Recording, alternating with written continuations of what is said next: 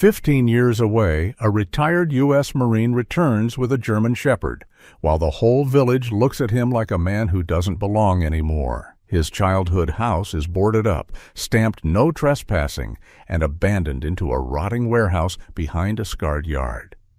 Inside, both man and dog freeze in front of his mother's final portrait. No farewell, no last embrace, only a silence that arrived first. A powerful neighbor shows up smiling and claims the home was sold to pay debts, like grief can be signed away. That night, the Marine and the German Shepherd slip back into the dark house, hunting for the truth hiding in plain sight. Under the floorboards, bundled cash, a letter, and proof of a ruthless scam that crushed his mother in secret. Where are you watching from? Comment your city, and like and subscribe for more stories. Declan Cross came back to the north the way a tired soldier comes back to daylight, slowly, half expecting the sun to accuse him of taking too long. He was 50, about 6'1", broad-shouldered, in the practical way of a man who'd spent years carrying weight that wasn't always physical. His face was clean-shaven and sharply cut, American handsome without trying, strong jaw, angular cheekbones, and blue-gray eyes that looked like they had learned too many kinds of silence.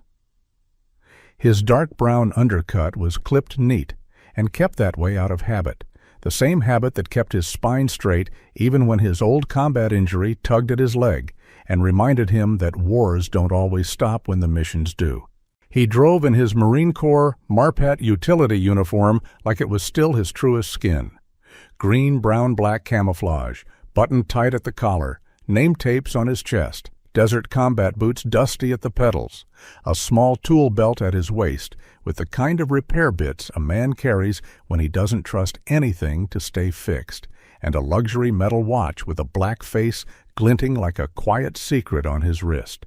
Next to him sat Bishop, a male German Shepherd built like duty itself, around 40 kilos of muscle and vigilance, black and tan coat with a heavier black saddle across his back, upright ears that caught every shift in wind, and deep amber eyes that didn't just look but measured. His left front paw carried a faint, permanent hesitation from an old fracture. The limp was subtle, more pride than pain, and somehow that made it worse, like a flag that refused to fall even after the pole had splintered. A scorched canine harness, kept as a memento rather than worn, was folded in the back seat like a burned page from a life they'd both survived. As the road curved along Lake Superior, the water spread out bright and cold, a great northern mirror holding the sky without flinching. The air had that clear, honest quality of places where summer light lasts longer than anyone deserves, where pines stand like witnesses, and where towns are stitched together by porch waves, church gossip, and the shared understanding that you don't ask too many questions if you want to keep your roof. Declan told himself he was ready. He'd been ready for mortar thumps, for sandstorms, for the heavy breath of engines at night. Surely he was ready for a house. Surely he was ready for home. He wasn't. The Wilson-like picture he'd carried, his mother's tidy porch, the faint radio playing old country at low volume, the kitchen smelling like soap and onions and something sweet she swore wasn't sugar, was replaced by a blunt sign bolted to the fence, "Warehouse, no trespassing."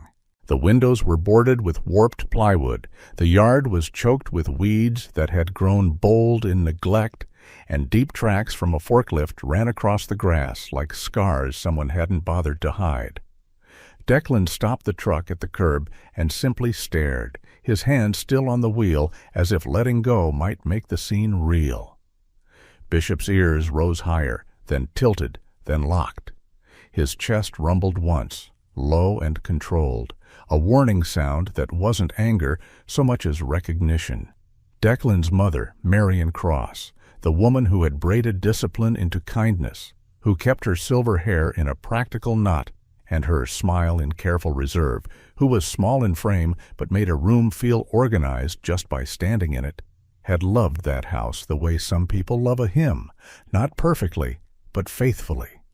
She'd been the kind of mother who ironed shirts with the stubbornness of someone trying to smooth out a life that kept wrinkling anyway. Even after Declan enlisted, even after the years piled up, her letters had been steady, warm, and irritatingly upbeat, full of mundane details she pretended weren't the real message. The porch light flickers again. The roses are being dramatic. Don't forget to eat something that isn't from a bag. He hadn't gotten a letter in months. He'd told himself it was mail delays, or her forgetting, or the ordinary drift of time. He hadn't let himself name the other possibility because naming it would have made it true. A door on the neighboring property opened, and a man stepped out, like he'd been waiting for this moment the way a spider waits for a twitch in its web. Wade Kessler was in his early 50s, tall with a solid, well-fed build, black hair combed into a controlled neatness, and a face that wore politeness like a pressed shirt, clean, expensive, and meant to make people trust him before they realized what they'd agreed to. He moved with the easy confidence of someone who believed the whole street belonged to him by default. His charcoal wool coat was immaculate, his white shirt crisp, his shoes polished enough to reflect the sun, and black leather gloves covered his hands as if he preferred not to touch the world directly. When he smiled, it was almost charming, almost. The smile didn't quite reach his eyes. His eyes were colder, measuring in the way accountants measure debt, in the way predators measure distance. "Declan Cross," Wade said, like he was greeting an old friend instead of a returning Marine. "Thought that was your truck." Declan got out slowly, the old injury pulling at his stride for the first few steps until muscle memory took over and he made it look like nothing. "Where's my mother?" he asked. His voice was steady, but it had a narrow edge, like a blade kept sheathed out of courtesy. Wade's smile softened into something rehearsed. "I'm sorry," he said, and he said it the way people say, "unfortunate," when a stock dips. "Marion passed a few months back. Heart. Quiet from what I heard."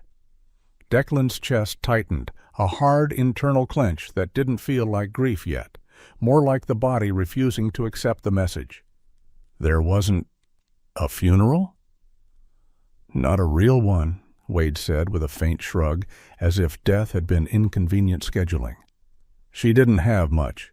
Things were complicated." He nodded toward the boarded windows like they explained everything. "And the house," Declan said, forcing the words out one by one. "Why is my house a warehouse?" Wade lifted one gloved hand, palm up, a gesture of reasonable regret. "Your mother had debt, repairs, taxes, a few loans. She signed papers. It's all legal, Declan. I kept it from being condemned, truth be told. Sometimes you do what you can for neighbors." Bishop stepped forward, not lunging, not barking, just closing the distance so that his massive frame stood between Declan and Wade. The dog's amber eyes stayed on Wade's hands, then his throat, then his face, as if cataloging where harm might come from. A low growl threaded out again, controlled and unmistakable. Wade's eyes flicked to Bishop, then away, and for the briefest second the mask slipped. Irritation flashed like a match strike, then vanished. "Easy," Wade said, still smiling, though the words sounded more like an order than a request. Declan's mouth twitched in a humorless half-smile. "He's easy," Declan said. "He just has a gift for hearing what people don't say." The line should have been a joke. It landed like a warning. Wade's smile tightened. "Look," Wade said, shifting into the tone of a man who believed paperwork was the highest form of truth. "I can give you the contact for the office. You'll see the documents. You can yell at a clerk instead of me. I'm sure it'll make you feel better." Declan stared at the boards over the windows, cheap plywood nailed over what used to be his mother's view of the street. "Did she fight?" he asked quietly, and something in his voice made even Wade hesitate. Wade's glance drifted away toward the lake, toward the bright sky that did not care. "She was tired," Wade said. "People get tired. Then he patted the air as if concluding a meeting.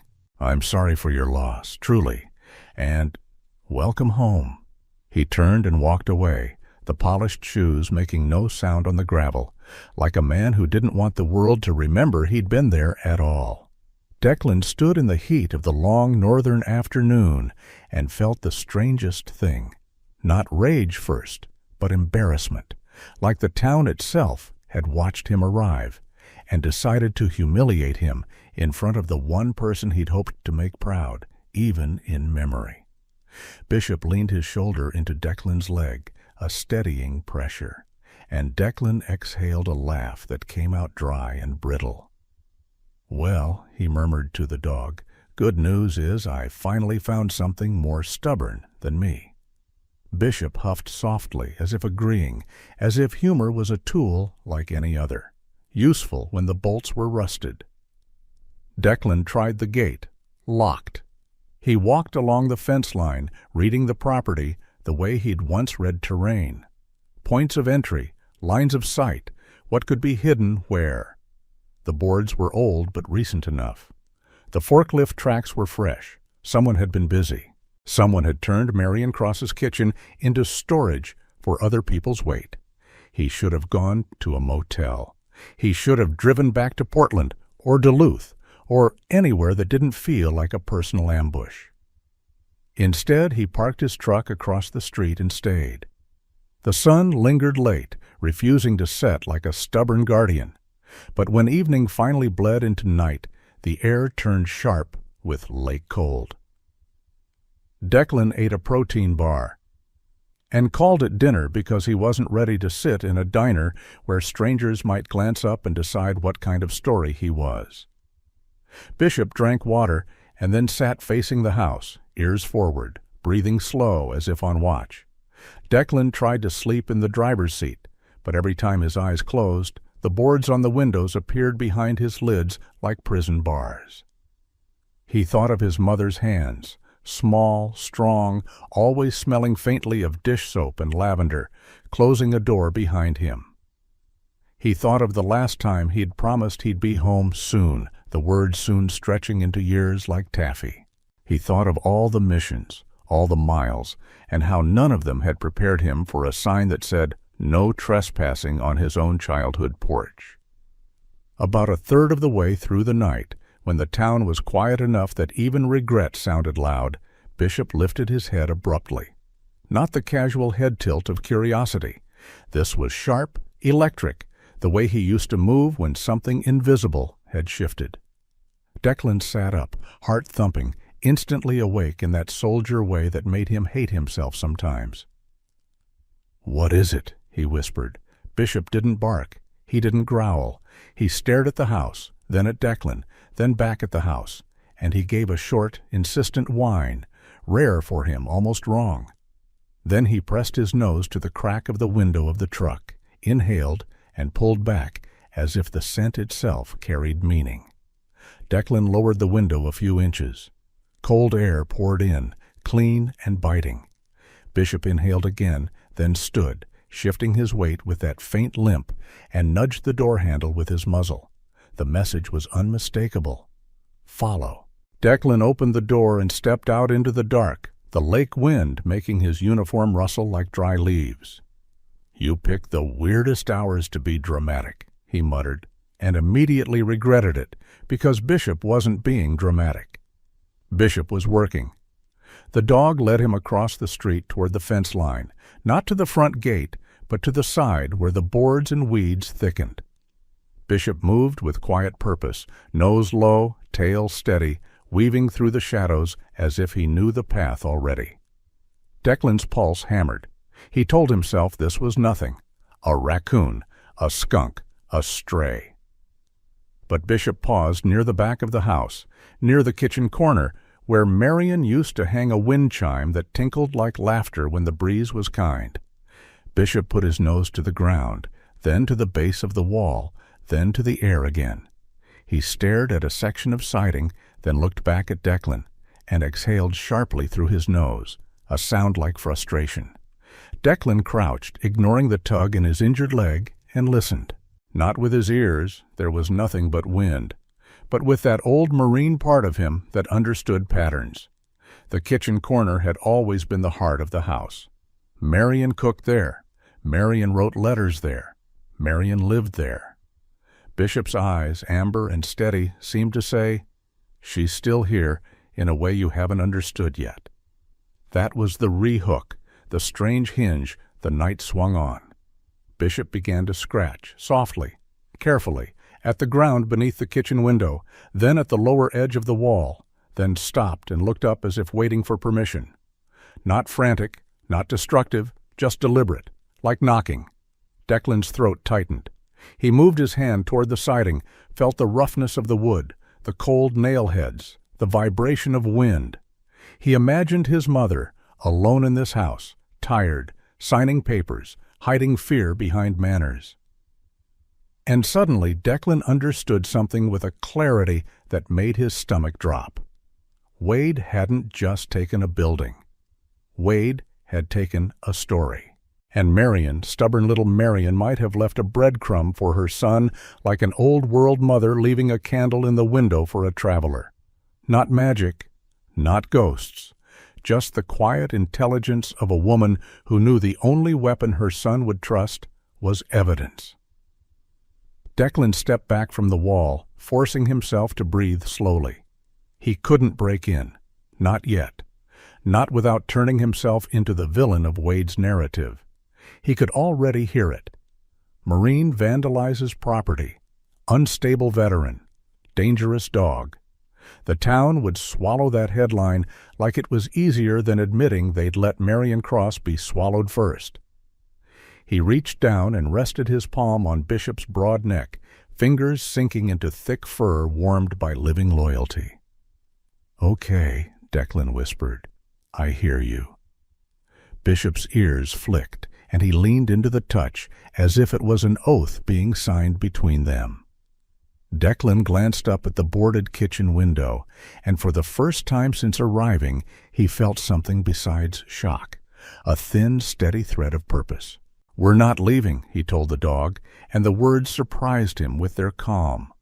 "Not tonight, not tomorrow, not until we know what really happened." Bishop didn't wag his tail like a cartoon. He simply sat, alert, facing the house like a guard posted at a gate. Declan returned to the truck and didn't sleep much, but the sleeplessness changed shape. It was no longer only grief.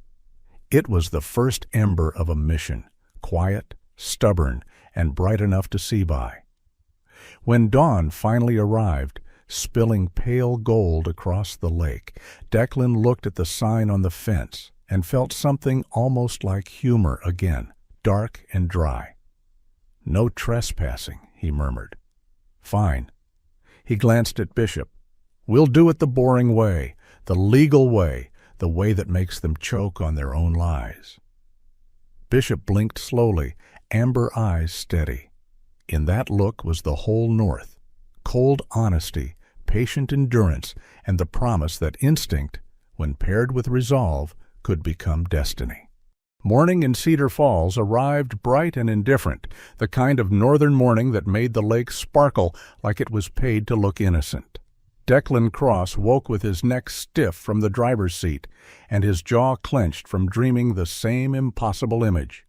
His mother at the kitchen window, turning around this time, saying his name like it was safe to come home.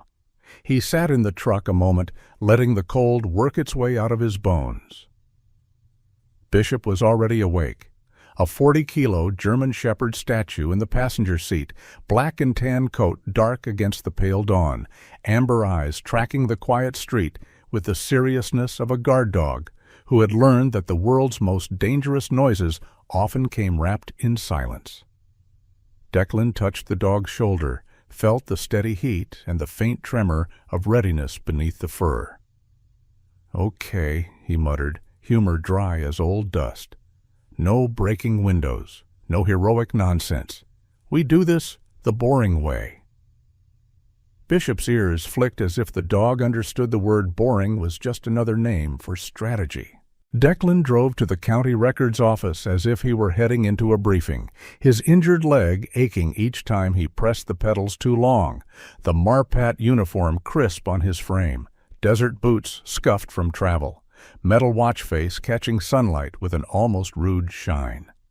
Inside the office, the air smelled like paper and stale coffee, and the kind of patience that was always running out. Behind the counter sat a clerk who looked like she'd been born with a stack of forms in her hands. Her name tag read, Ellen Greaves. She was in her late 50s, short and wiry, hair a pale gray, pulled into a tight bun, round glasses perched low on her nose, and a mouth that had spent decades learning how to say no without changing its expression. She wasn't cruel, she was just trained to be unmoved, the way a door is trained to be shut.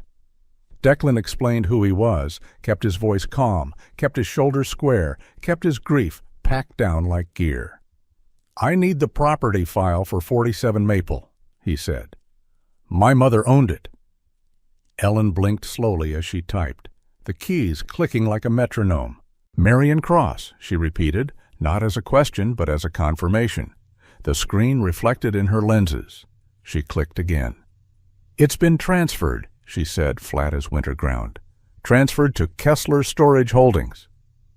Declan felt his throat tighten. "Under what basis?" "Lien," Ellen replied. "Debt settlement. Not uncommon." She slid a folder across the counter. Declan opened it. There it was, clean, official, merciless. Signatures, dates, notary stamps, an affidavit that spoke like a sermon about lawful procedure. Marion's handwriting stared up at him from the page, shaky in places as if her pen had been wrestling a tremor or a fear. Declan's heart did something strange, half rage, half shame, because he recognized that handwriting. He'd watched her sign permission slips when he was a kid, watched her sign checks with the same careful loops, watched her sign his enlistment paperwork while pretending she wasn't swallowing a storm. This signature was hers. That was what made it hurt in a new way. "So it's legal," Declan said, voice quiet. Ellen's eyes flicked up, and for a second something human touched her expression, something like pity that she refused to admit was there. "It's processed," she corrected. "That's what I can tell you. Everything was filed within procedure." Declan wanted to ask how procedure could be a weapon sharp enough to cut a home away from a woman who ironed shirts and baked pies. He wanted to ask why there hadn't been a funeral notice, why nobody had called him, why a town that used to wave from porches could suddenly pretend a whole person had vanished without a ripple. Instead, he thanked Ellen like a man who knew rage had no value at a counter, took the folder, and walked out into sunlight that felt too bright for what he'd just learned. In the parking lot, Bishop stepped down from the truck with that faint hitch in the left front paw, pride intact, scanning the world. Declan leaned against the hood and laughed once, short and ugly. "My mother was taken by paperwork," he whispered. "Not even the decency of a sword." Bishop's amber eyes stayed on his face, as if the dog were storing the sentence for later, like evidence. Cedar Falls looked the same as Declan remembered: coffee shop, hardware store, church sign advertising a potluck. But the feeling of the place had changed. The town had the posture of a person who had learned to keep their eyes down. People glanced at Declan's truck, at his uniform, at the dog, then looked away too quickly. It wasn't indifference. It was fear disguised as manners. Outside the diner, a couple of older men paused mid-conversation. One of them started to lift a hand in greeting, then noticed Bishop's watchful stance and decided he needed to adjust his cap instead. A woman with grocery bags smiled politely and hurried on. Declan could almost hear the unspoken rule: don't get involved, don't be next. He drove aimlessly for a few minutes, letting the town's quiet press against his ribs, until Bishop let out a low huff and turned his head toward a small lumber yard on the edge of town, as if some invisible thread had tugged him. Declan followed the instinct because he'd learned long ago that Bishop's instincts were often more honest than people's faces. The yard smelled like sawdust and pine sap, bright and alive, and the sound of a hammer rang out like an old-fashioned heartbeat. A man stood near a stack of boards, moving with the practiced ease of someone whose hands had built more than his mouth ever promised. Oscar Nystrom was in his late 60s, tall but slightly stooped, shoulders still broad under a worn canvas jacket the color of earth. His hair was silver and unruly, and a thick silver mustache hid half his expressions, which was probably intentional. His skin was sun-worn, his fingers nicked and scarred the way honest work marks a person. He looked up as Declan approached, eyes narrowing not in hostility, but in assessment. "Well," Oscar said, voice rough and amused, "either the Marines have started recruiting mannequins, or Marion Cross's boy finally remembered where the road ends." Declan almost smiled. The humor was salty, but it felt like the first real thing he'd heard since arriving. "You knew my mother," Declan said. "Everyone did," Oscar replied, then pointed a thumb toward the boarded-up house in the distance, like it offended him personally. Not everyone had the spine to act like it mattered. Bishop stepped forward, sniffed the air around Oscar, then sat, posture straight, amber eyes steady. Oscar glanced at the dog's muscular frame, the black heavy saddle of his coat, and the slight limp. "That's a working dog," Oscar said quietly, respect sneaking into his tone. "He watches like he's been betrayed before." Declan's gaze dropped. "We both have."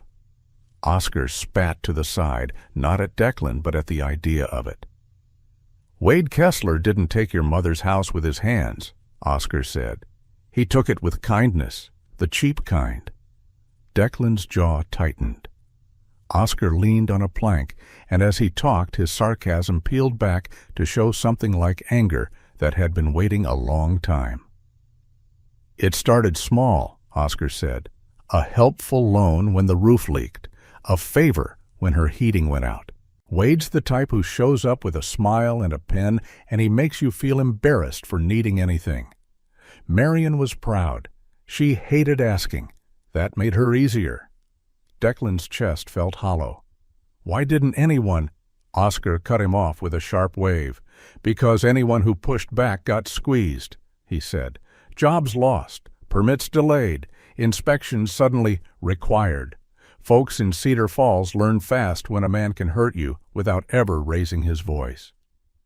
Oscar's eyes narrowed. "Your mother tried to fight the last year. Not loud, not dramatic, but she started asking questions. Started coming into my yard and saying, 'Oscar, does this look right to you?' while holding papers like they were snakes."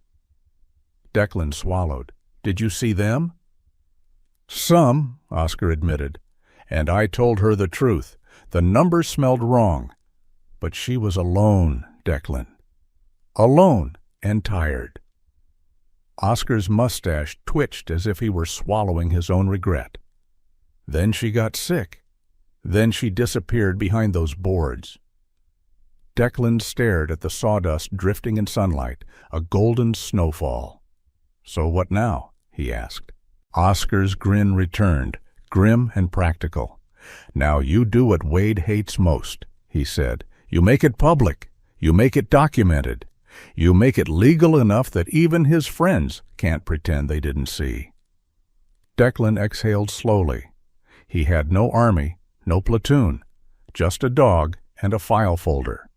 But he'd fought wars with less certainty than this. "I need a way inside," Declan said. "Not by breaking in." Oscar's eyes brightened with a craftsman's mischievous spark. "Then don't break in," he said. "Get invited."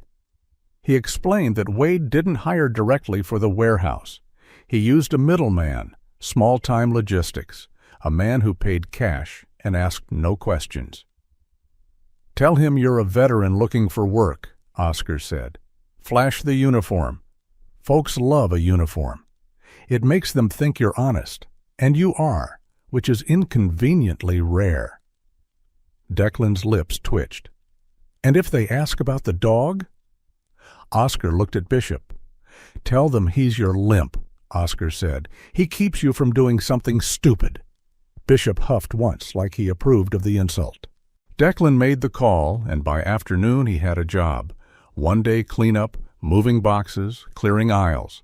Cash, no paperwork. It was almost laughable. Wade's empire built on documents, and his warehouse run on handshake shadows. Declan showed up before sunset. The side door creaked open, and a younger man let him in. Thin, nervous, glasses slipping down his nose, hands stained with ink rather than labor. His name was Marcus Vale, maybe late 20s, hair brown and messy like he'd slept in his car more than once, and his voice had the tremble of someone who'd learned to obey men like Wade to keep his own life from collapsing. "Just don't touch anything marked red," Marcus said, avoiding Declan's eyes, "and keep the dog close." Declan nodded, calm as stone. Bishop stepped inside, shoulders rolling with quiet power, nose already working. The house, his mother's house, had been hollowed and filled like a stomach forced to eat things that weren't food. Wooden crates stacked where the living room used to breathe. Damp cardboard slumped in corners. The air smelled of machine oil, mildew, and old dust. A narrow pathway wound through the mess like a tunnel through someone else's greed. Declan's hands clenched and unclenched. He kept moving. He lifted boxes and pretended they didn't feel like lifting his mother's bones.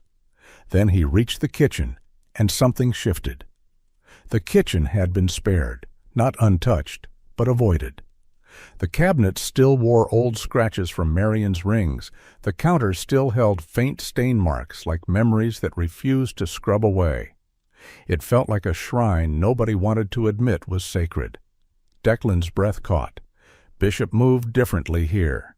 The dog slowed, head lowering, nostrils flaring, amber eyes narrowing with focus. He padded across the worn linoleum, paused near the back corner under the window, and froze. Declan's heart thudded. Bishop sniffed the baseboard, then the floorboards where the kitchen met the pantry. His ears angled forward, then back, as if he were listening to a voice beneath the wood. Declan knelt carefully, injury tugging at his leg, and watched the dog's muzzle press to the floor. Gentle, reverent, like Bishop was greeting someone who wasn't there, but still mattered. This was the re-hook, the moment that pinned Declan in place. Bishop began to paw at one plank. Soft at first, then insistent, then stopped and looked up at Declan with a steady, almost pleading seriousness. Not panic, not play. A message. Declan felt cold race up his spine. He laid his palm on the plank. It was slightly different, barely, but enough. The grain ran a fraction off, the tone a shade warmer, like a replacement board done by someone who knew how to hide a seam. Declan's mouth went dry. Marion. He imagined her late at night, alone, hearing forklifts outside like thunder, and deciding she would not leave this world without leaving her son a trail. He imagined her prying up that board with trembling hands, sliding something beneath it, pressing it back down, whispering a prayer into the dark. Let him find it. Let justice find him. Declan forced himself to stand. He couldn't pull it up now. Cameras might be watching. Marcus might report him. Wade's paper sword would swing the instant Declan gave it a target. He swallowed the urge to tear the place apart with his hands. He looked at Bishop and gave the smallest nod. Not yet, he whispered, but soon. Bishop's tail moved once, slow, controlled, like a vow.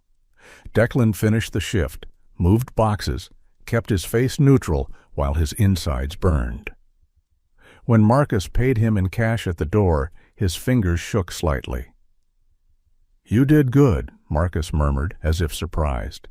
Declan took the money and tucked it away like it was ammunition. Outside, the sky was still bright, lake light lingering like hope that refused to clock out. Declan walked Bishop back to the truck, and as the dog stepped down with that proud, slight limp, Declan understood the shape of the enemy. Wade didn't just want storage. Wade wanted concealment. And Marion, quiet Marion, had planted a small rebellion under her own kitchen floor. Declan drove away without looking back at the boarded windows. He didn't need to. The house was no longer only a wound. It was a map. And Bishop had already found the first X. Declan didn't sleep much after the shift at the warehouse. Sleep required surrender, and Cedar Falls had taught him in less than 48 hours that surrender was how men like Wade Kessler won without ever lifting a fist. He sat in his truck before dawn, Marpat sleeves rolled just enough to show forearms corded with the discipline of routine, his clean-shaven jaw locked in that familiar way soldiers wore when they were trying not to feel. Bishop lay across the passenger footwell like a living shield, black and tan coat rising and falling, amber eyes half-lidded, but never truly off-duty. When a gull cried over the lake, Bishop's ears lifted, and Declan almost laughed, dry, tired humor, because the dog reacted to birds the way Declan reacted to paperwork now, like it might attack. By mid-morning, Declan found Oscar Nystrom at the lumber yard, the old carpenter already covered in sawdust like it was a second religion. Oscar's silver mustache twitched when he saw Declan's face. "You look like a man who swallowed a nail," Oscar said. "Careful. Those don't pass easy." Declan handed him the county folder, the stamped transfer documents, the neat little lie of legality. Oscar scanned it with narrowed eyes, then snorted. "Paper armor," he muttered. "The coward's chainmail." Declan didn't ask how to break in. He asked how to get permission to touch one kitchen plank without starting a war he couldn't finish. Oscar's grin came out sharp and practical.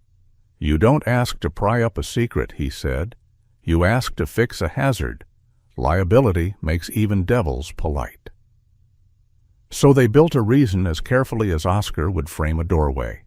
A safety inspection of the kitchen floor where the boards had started to cup. A risk to workers moving heavy crates. A rot that could collapse under a forklift tire and invite an insurance claim. It was a lie with a purpose, which Declan had learned was still a lie, yet the world rarely offered clean tools for dirty fights. They took it to Marcus Vale first, because Marcus was the kind of man who looked like he'd apologize to a chair for bumping into it. In daylight, Marcus seemed even thinner than Declan remembered from the warehouse door. Late 20s, pale skin, brown hair that refused to lay flat. Wire-frame glasses smudged at the edges as if he rubbed them when nervous. His voice stayed soft, like speaking too loudly might summon Wade from the shadows. "Kessler hates paperwork unless it benefits him," Marcus whispered when Declan explained the hazard. "But he hates lawsuits more." Marcus swallowed, fingers fidgeting with a key ring that looked worn from being clenched too hard. "I can tell him the kitchen floor is a liability, that you've got a carpenter, that it's cheaper to patch it than to deal with an inspector." Declan watched the younger man's hands, the tremor there, and recognized a particular kind of fear. Not the fear of being hurt once, but the fear of being hurt repeatedly until you learned to call it normal. "You don't owe me," Declan said quietly. "I'm not asking you to be brave." Marcus's eyes flicked up, startled at the gentleness. "I'm not brave," Marcus admitted. "I'm just tired." Declan nodded, like that was its own kind of courage. 2 hours later, Marcus returned with permission, delivered like contraband. "1 hour," he said. "Wade says 1 hour, and he wants it done while the place is quiet. He doesn't want contractors seeing inventory." The word inventory landed wrong. Declan heard what it really meant: secrets. Bishop huffed once, low and dissatisfied, as if the dog had his own vocabulary for men who hid behind rules. They went in through the side door. The house smelled the same as before: oil, cardboard, mildew. Yet when they reached the kitchen, the air shifted into something older, something that tasted like flour and soap and the ghost of warm coffee. Oscar carried his tools in a battered canvas bag, moving with the confident tenderness of a man who loved wood the way some men loved prayer. He tapped the boards with the handle of a screwdriver, listening. Bishop sat at the kitchen threshold like a sentry placed there by fate, chest broad, posture proud, despite the faint hitch in his left front paw. Declan knelt beside the plank Bishop had marked the day before. In daylight, the difference was clearer, a subtle misalignment, a warmer hue, a grain that didn't match its neighbors, as if someone had replaced it in haste, but with skill. Oscar's eyes narrowed. "Someone laid that board like a confession," he murmured. "Too careful for a random repair." Declan's throat tightened. "My mother," he said, the words tasting like grief and gratitude at once. Oscar slid a thin pry bar into the seam. The wood resisted at first, stubborn as pride. Then it gave a little sigh.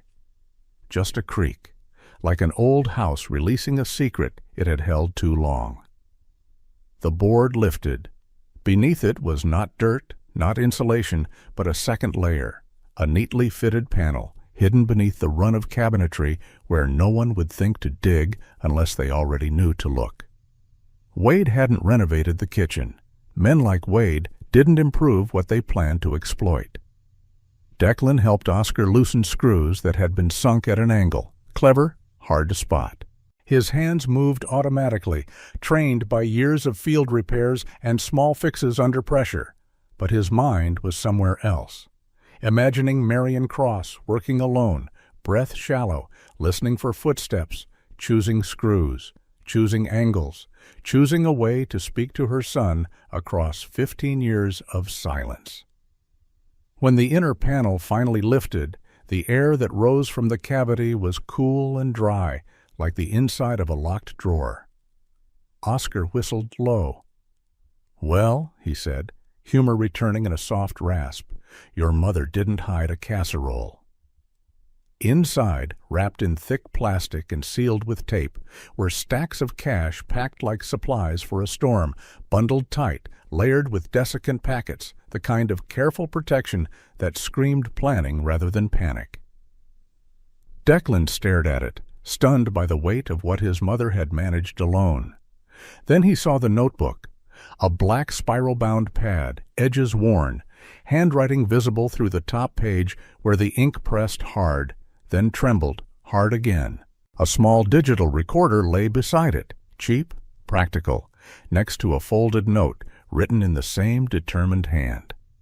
Bishop leaned forward and sniffed, then pulled back and sat very still, amber eyes fixed on the cavity as if he were watching a door open in the past. Declan's fingers hovered over the notebook, and for a moment he couldn't touch it. Touching it would make it real. She had been here. She had been afraid. She had been brave. Oscar cleared his throat, suddenly gentler. "Time," he warned quietly. 1 hour. Declan forced himself to move. He lifted the notebook first, as if it weighed more than money. On the first page, Marion had written a date, then a sentence that hit like a hand on the chest. "If you're reading this, you made it home." And I didn't. The words blurred as Declan's eyes filled. He blinked hard, angry at tears, then angrier at himself for being angry. Oscar pretended to adjust a tool, giving him a thin veil of privacy. Bishop rose and pressed his muzzle against Declan's knee, steady, grounding, then eased back, watching his face the way a dog watches a storm line, ready to anchor the human through it. Declan read fast, hungry. Marion explained the money in plain language, no drama, because she hadn't had the luxury of drama. She wrote that she had sold a small parcel of land her father had left her, a piece nobody talked about because it wasn't glamorous, just acres of scrub and memory. She'd taken the proceeds in ways Wade couldn't intercept.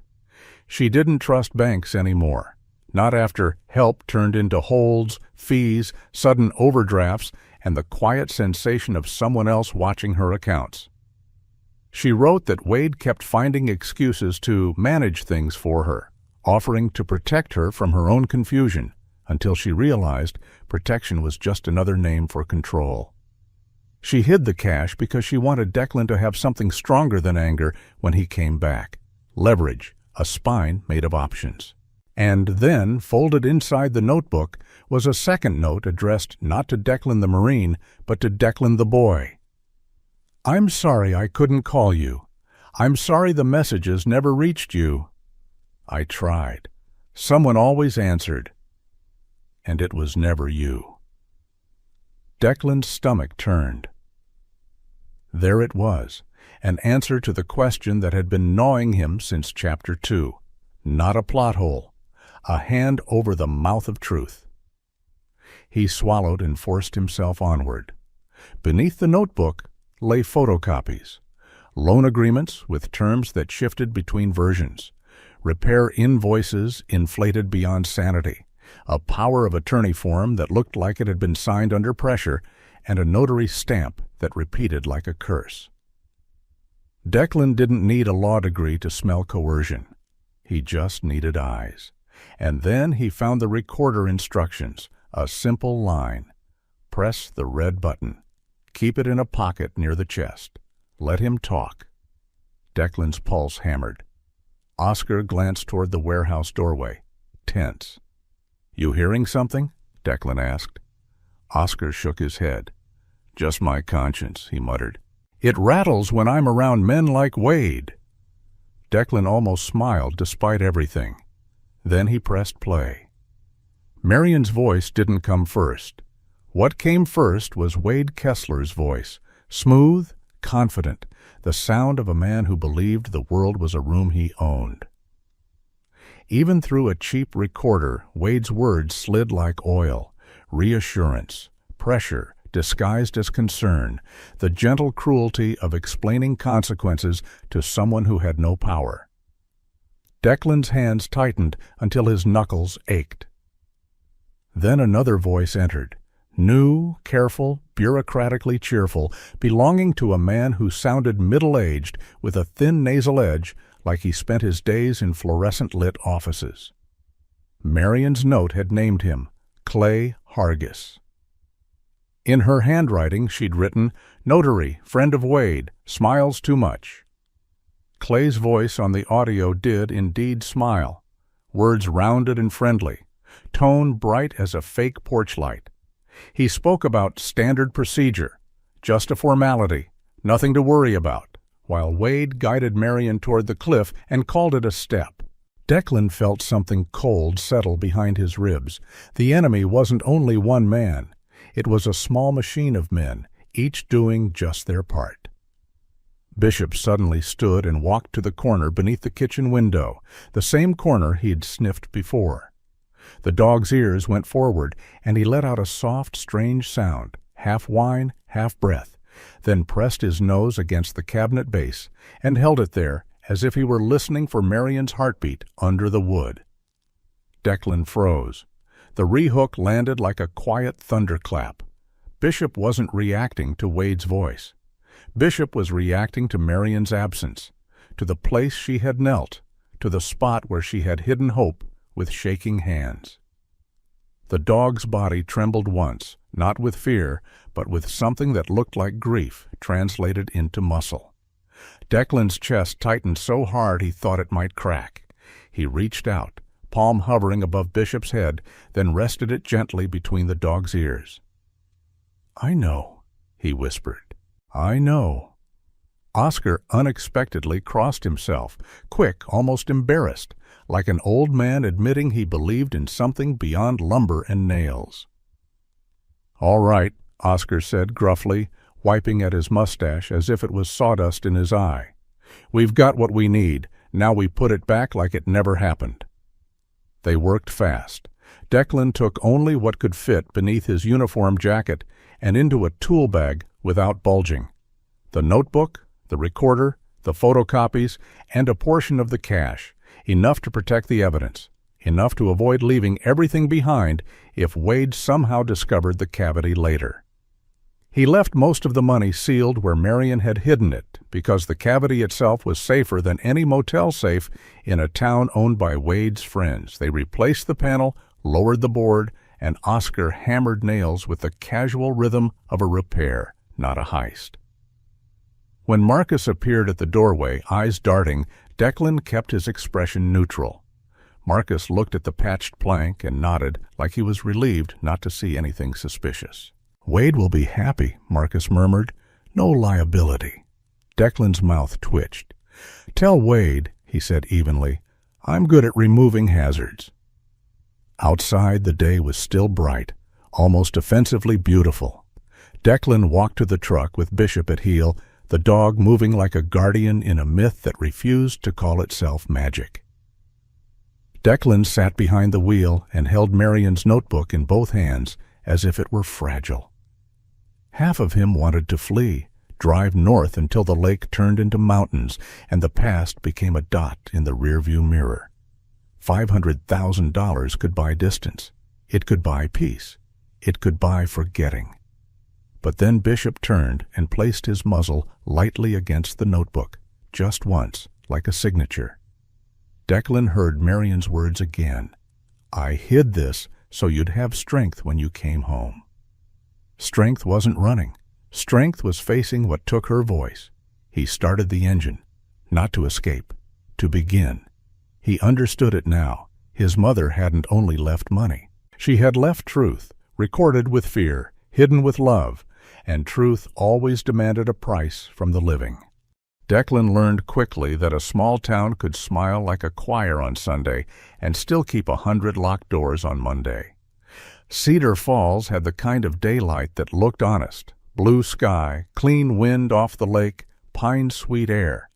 Yet every conversation felt like stepping across thin ice. He walked Bishop down Main Street in measured silence, boots striking the sidewalk with the steady cadence of a man who'd marched through worse than gossip. Bishop moved at his left knee, large and muscular, black and tan coat catching the sun, ears upright like antennae tuned to danger. The dog's amber eyes tracked every doorway, every parked car, every pause in a stranger's stride. It wasn't aggression. It was vigilance. The difference between a knife and a lock. Declan started with attorneys because paper had stolen his house, and he needed paper to bring it back. The first law office smelled like lemon polish and false confidence. The attorney behind the desk was a neat man with a trimmed beard and a tie that cost more than Declan's truck tires.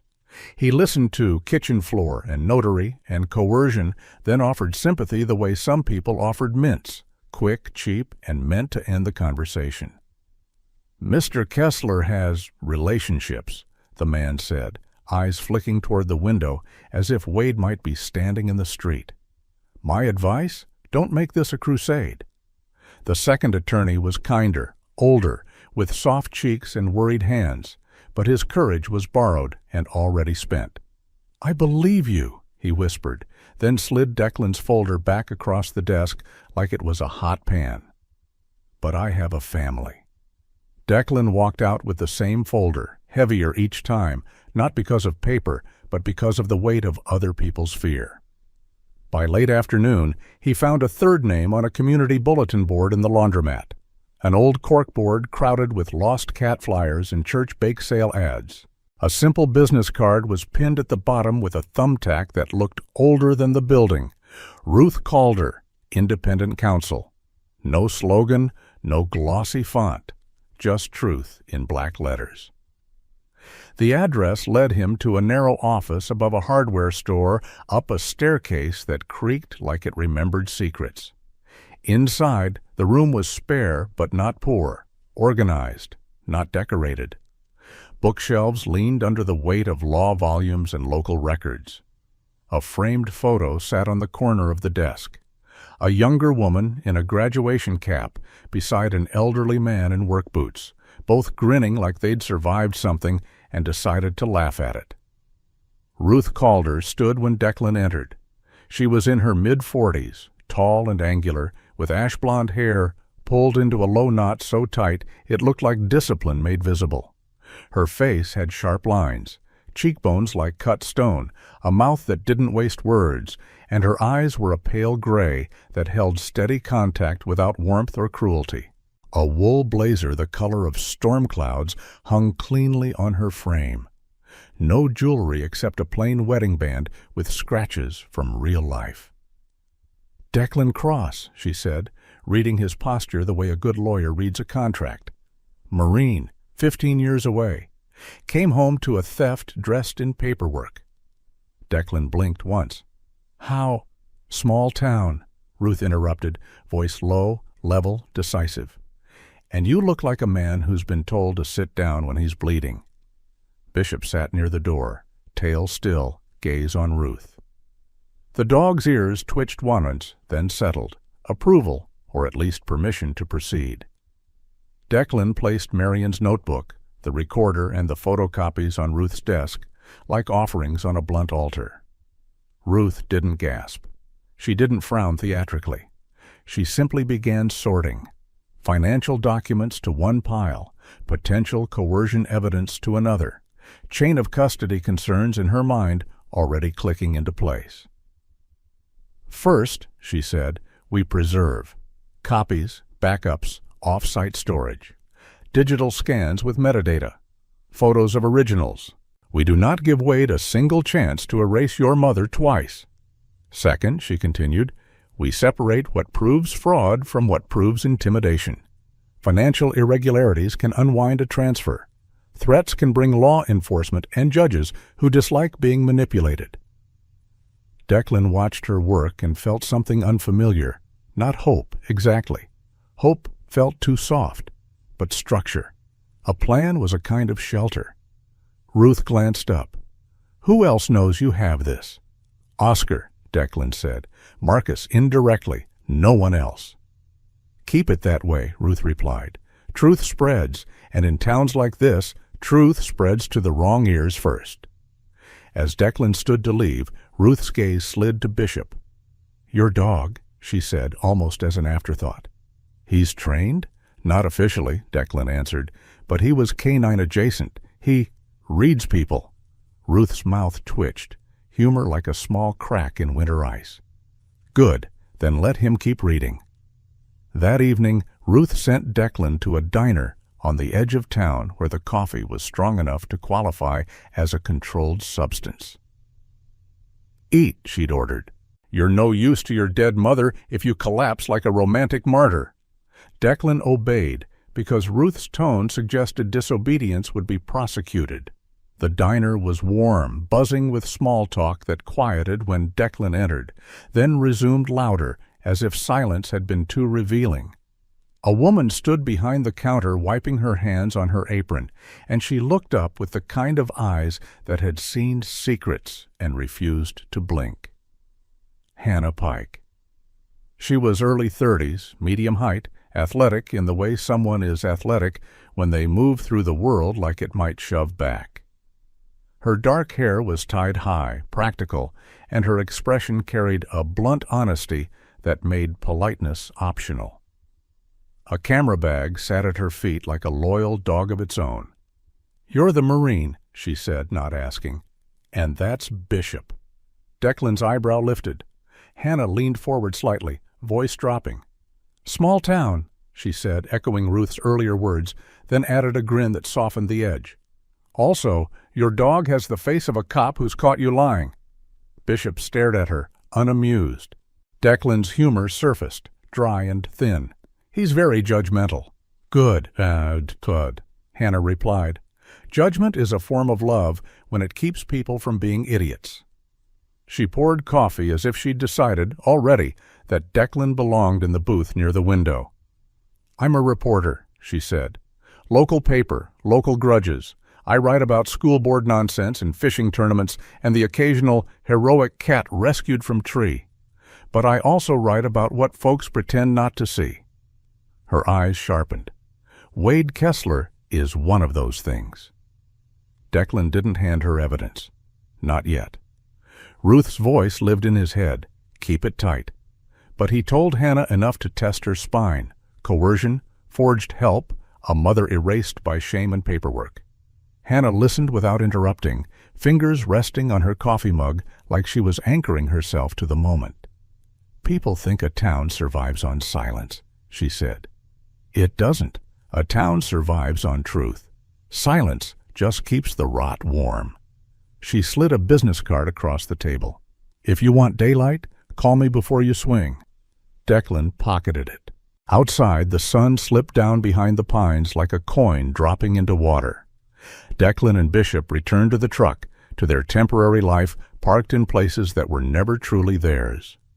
Ruth had arranged a cheap room above the hardware store, nothing fancy, just a bed, a lock, and walls thick enough to muffle fear. Declan sat on the edge of the mattress, Marion's notebook open on his knees, rereading her lines until the words stopped stabbing and started guiding. Bishop lay near the door, head up, ears forward, body angled like a barricade made of fur and loyalty.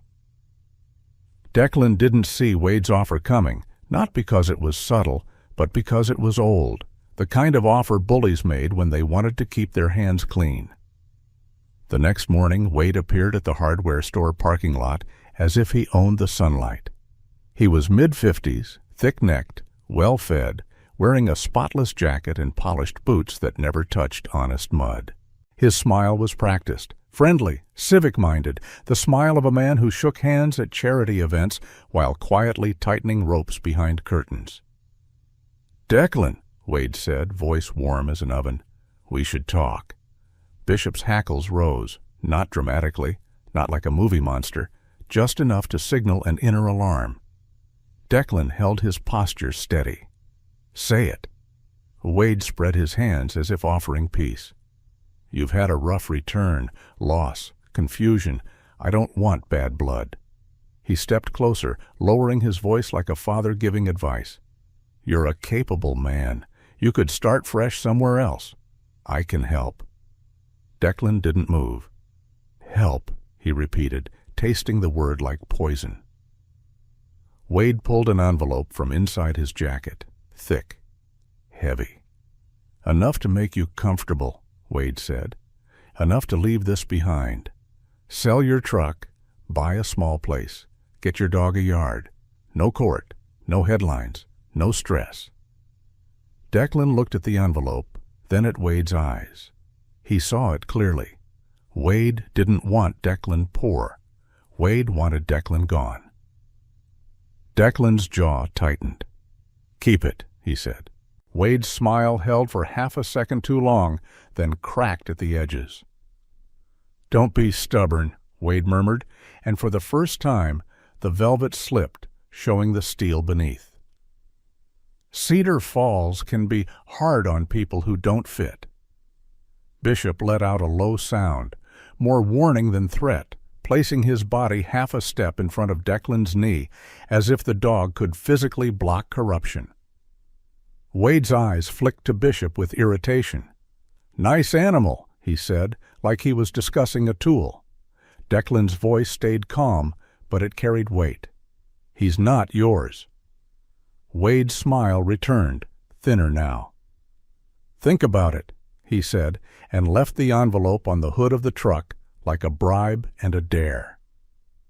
Declan waited until Wade's car turned the corner, then picked up the envelope and carried it straight upstairs to Ruth. Ruth didn't open it. She didn't need to. She photographed it, documented time and place, and sealed it into an evidence bag with the same calm she used for everything. "Good," she said. "He offered money. That's not generosity. That's a confession in Cologne." That night, Cedar Falls proved it could grow teeth. Declan woke to Bishop's deep, urgent growl, one he'd heard in distant deserts when shadows moved wrong. The room was dark, but Bishop's body was already between Declan and the window, muscles coiled, ears pinned forward. Declan moved silently, hand sliding to the drawer where he kept a flashlight and his phone. Through the thin curtain, a figure hunched near the truck below, hands working at the door. Declan's heart punched once, hard, anger and fear braided together. He started toward the stairs, but Bishop was faster. The dog burst from the room with a soft thunder of paws. Declan followed, boots hitting steps, breath controlled like in training. Outside, Bishop slammed into the night like a living siren. He didn't bite. He didn't latch on and tear. He did something smarter. He cut off the path to the alley, body blocking the escape route, barking in sharp bursts that woke the street. The figure jerked, startled, then bolted the other way, slipping into darkness between buildings. Bishop pursued just enough to ensure the man kept running, then returned immediately, obedient to a rule older than commands.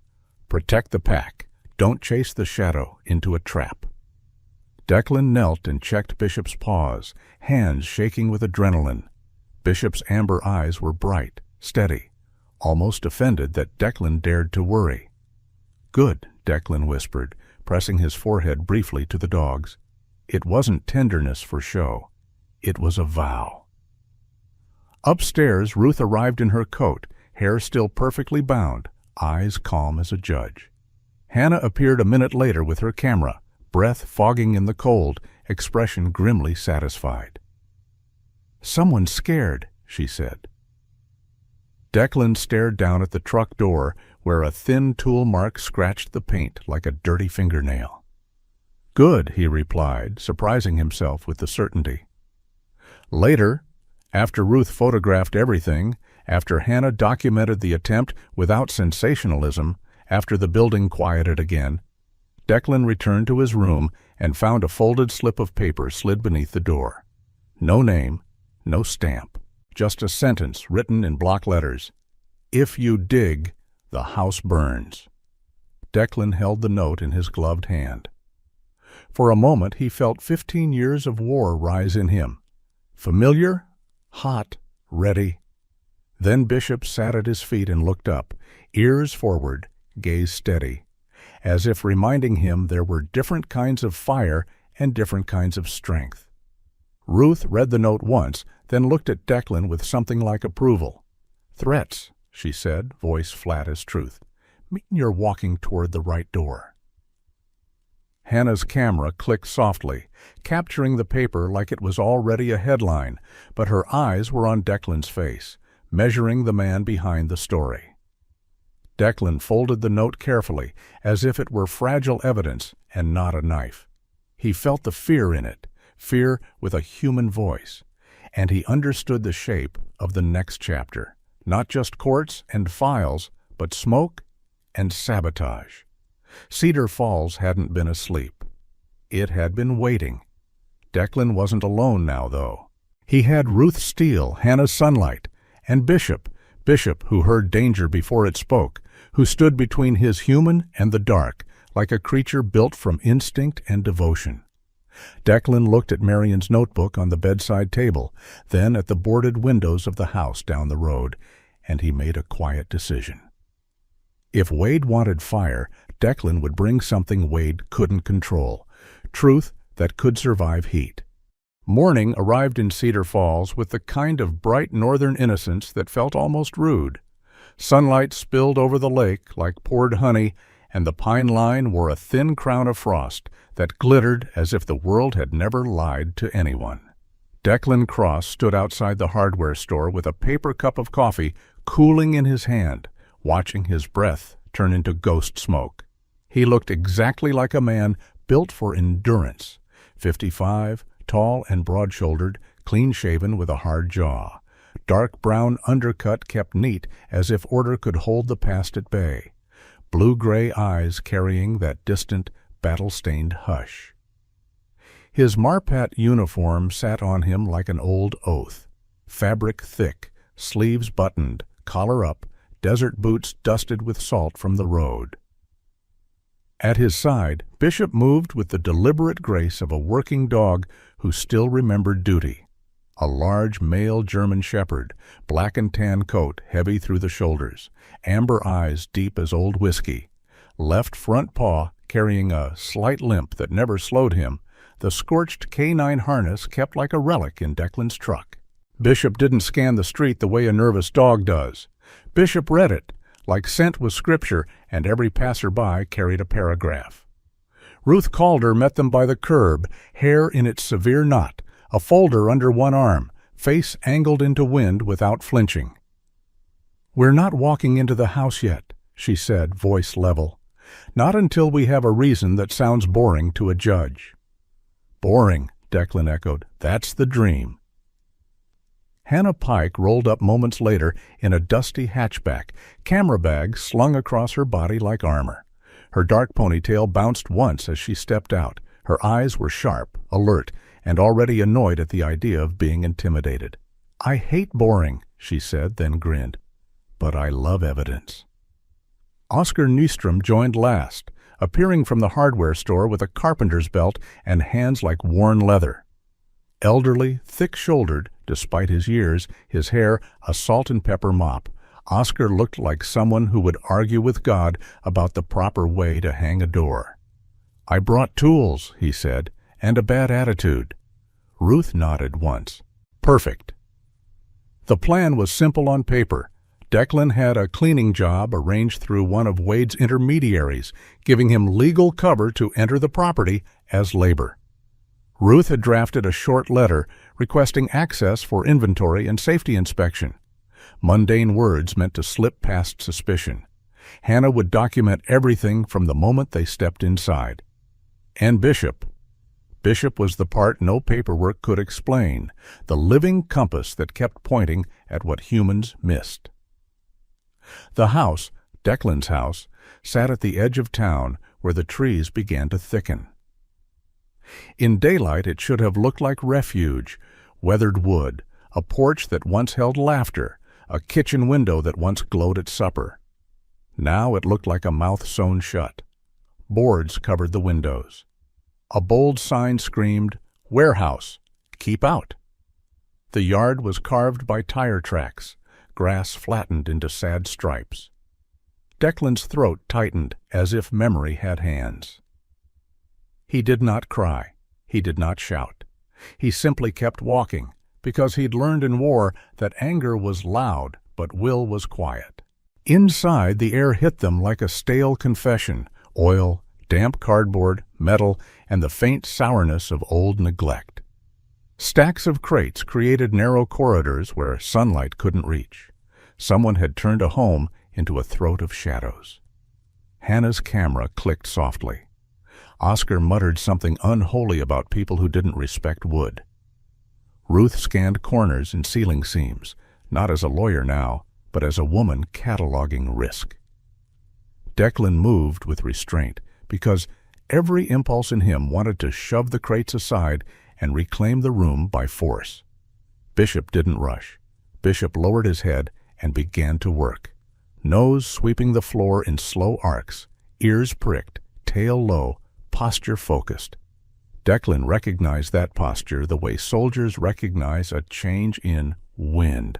The dog had found the edge of a story. Bishop paused near the back wall where the warehouse stacked its heaviest crates, items deliberately placed like a barricade. He inhaled again, deeper, then turned his head toward Declan and let out a single low huff that was not a bark, not a growl, but a punctuation mark. Declan stepped closer. The boards on the wall looked ordinary at first, but ordinary was often the costume of crime. The scent was wrong, metal and salt, and something else, paper that had lived too long in damp. Bishop pressed his nose against one plank and stared at Declan as if to say, "Here," not because he wanted praise, because he wanted action. Oscar ran his calloused fingers along the boards. His eyes narrowed. "These nails are too new," he said, "and this wood's a shade off.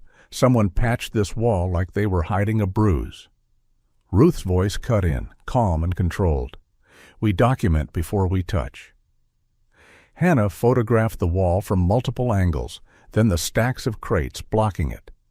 Declan filmed on his phone, hands steady. Only when Ruth nodded did Oscar begin to move the crates, slow, careful, each one dragged aside like the unveiling of an altar.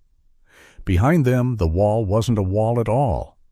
It was a false face, thin plywood over a framing that didn't match the original construction. Oscar pried gently, tools whispering against wood. The panel came loose with a sigh, and a pocket of colder air breathed out. Inside was a narrow cavity stuffed with folders, a metal cash box, and a thick ledger stamped with a company seal that made Hannah's eyebrows lift. The seal read like legitimacy, but the ink looked cheap and slightly blurred, like a man trying to fake authority with a rubber stamp. "Ghost Company," Hannah murmured, voice suddenly small, as if the room had grown larger than her. Ruth lifted the ledger with gloved hands. She didn't smile, but something in her eyes sharpened. Purpose, like a blade finding its edge. "Shipping logs," she said after a brief scan. "Dates, routes, inventory numbers." Declan's pulse hammered. "My mother's house was a storage unit," he said, "for this." Hannah started cross-referencing immediately, flipping through pages, snapping photos, comparing with notes in her phone. "Look at the timing," she said. "These shipments line up with the accidents people whispered about. The boiler explosion at the mill, the boat fire at the marina, the sudden foreclosure on the family grocery." Her voice hardened. Every time something came in, someone got pushed out. Declan stared at the ledger, then at the kitchen door beyond the crates, remembering Marion's hands, her apron, her tired smile. The house had been a living thing, and Wade had hollowed it out to hide his appetite. Ruth bagged what she could, labeling each item with methodical precision. "This isn't just property fraud," she said. "This suggests organized trafficking of goods, possibly contraband. We'll forward this to state and federal channels once chain of custody is secure." She glanced at Declan. "Today changes the scale." Declan's mouth was dry. "So does the way they'll respond." They left before dusk because staying too long felt like daring a trap to close. Declan returned to the diner with Hannah, not for comfort, but for information. The kind that lived in human throats and got poured out with coffee. That's where Lenora Vale appeared, as if summoned by the scent of truth. Lenora was in her late 60s, short and sturdy, silver hair piled into a loose bun, glasses perched low on her nose. Her apron was flour-dusted, her hands quick, her eyes sharp with a humor that could cut through gloom. She looked like the sort of woman who could scold a storm for being dramatic. "So," she said, sliding a plate of pie onto the table. Without asking, "You're the boy who came back." Declan stiffened at boy, but Lenora's tone carried no insult, only a strange tenderness buried under sarcasm, like a warm blanket stitched from tough love. "Ma'am," Declan said. Lenora snorted. "Don't ma'am me, soldier. I've been called worse by better." She looked at Bishop, who sat at Declan's boot, eyes fixed on her. Lenora leaned closer, studying the dog. "That one sees too much," she said quietly. "Good. Maybe it'll make up for the rest of us." Hannah's recorder was on the table, but she didn't push it forward. She let Lenora choose. Lenora's gaze drifted toward the diner window, out at Main Street where everyone pretended to be busy. "Your mother came here," Lenora began. "Not crying. Marion wasn't a crier. She came in like someone trying to keep her spine straight while the world stepped on it." Declan's jaw tightened, a muscle jumping. Lenora continued, voice lowering. She said Wade had helped her with repairs, loans, paperwork. He made it sound like kindness. Then he started coming around with mistakes she had to fix, fees, interest, penalties. And when she questioned it, he smiled like she was a child who didn't understand math. Lenora's lips twisted with disgust. He told folks she was confused, told folks she was sick, told folks she was unstable.